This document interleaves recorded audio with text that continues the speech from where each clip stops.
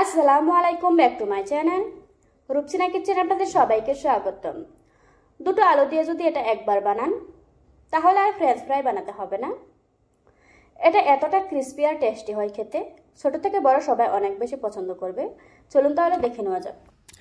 এখানে আমি বড় সাইজের দুটো আলু নিয়েছি আর আলুগুলিকে আগে থেকে খুব ভালোভাবে ধুয়ে পরিষ্কার করে নিয়েছি, কারণ আমরা এটা খোসা সহ ফ্রাই করব। তারপর মাছ বরাবর কেটে নিচ্ছি। তারপর একটা আলু টুকরোকে আমি 4টা ভাগে ভাগ করে নেব। একইভাবে আমি দুটো আলু কেটে নেব।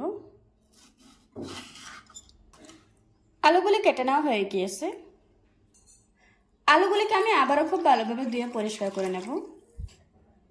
তারপর দিয়ে দিচ্ছি আগে থেকে কেটে রাখা আলু। আলুটাকে 2-3 বার পানি পাল্টিয়ে খুব ভালোভাবে ধুয়ে নিয়েছি। অন্যদিকে চুলায় একটি কড়াই বসিয়ে দিয়ে দিচ্ছি পরিমাণ মতো পানি। এখন পানিতে বলক আসা পর্যন্ত অপেক্ষা করব। পানিতে খুব ভালোভাবে বলক চলে এসেছে। এবার দিয়ে দিচ্ছি আগে থেকে কেটে রাখা আলু।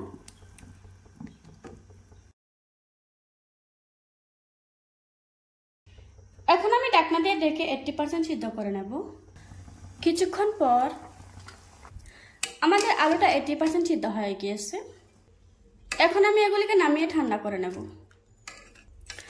এটাকে 100% কুক করলে নামানোর সময় ভেঙে যেতে পারে। এখন একটা বাটিতে নিয়ে নিচ্ছি 1/2 কাপ ময়দা। আপনারা চাইলে ময়দার পরিবর্তে আটাও ব্যবহার করতে পারবেন।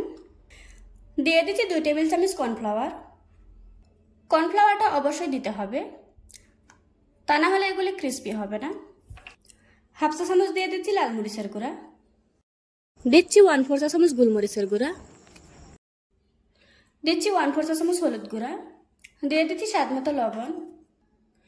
এখন অল্প অল্প পানি দিয়ে একটা ব্যাটার তৈরি করে নেব।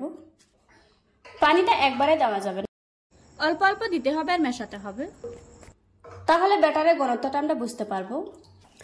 এই ব্যাটারটা এত বেশি পাতলা হবে না, ঘন একটা ব্যাটার তৈরি করে নিতে হবে। ব্যাটারের ঘনত্বটা ঠিক এরকম হয়েছে। এখন এটাকে একটা সাইডে রেখে দেব।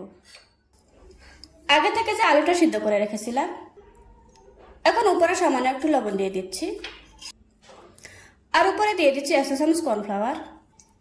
এখন আলুর সাথে এগুলিকে ভালোভাবে মিশিয়ে নেব। মিশিয়ে নেওয়া হয়ে গিয়েছে। এখন একটা আলু স্লাইস ব্যাটারে খুব ভালোভাবে ডুবিয়ে সাথে সাথে গরম তেলের উপর ছেড়ে দিতে হবে।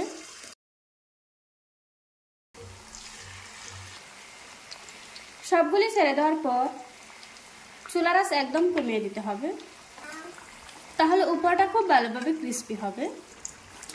কিছুক্ষণ পর খুব সুন্দর একটা কালার এসেছে।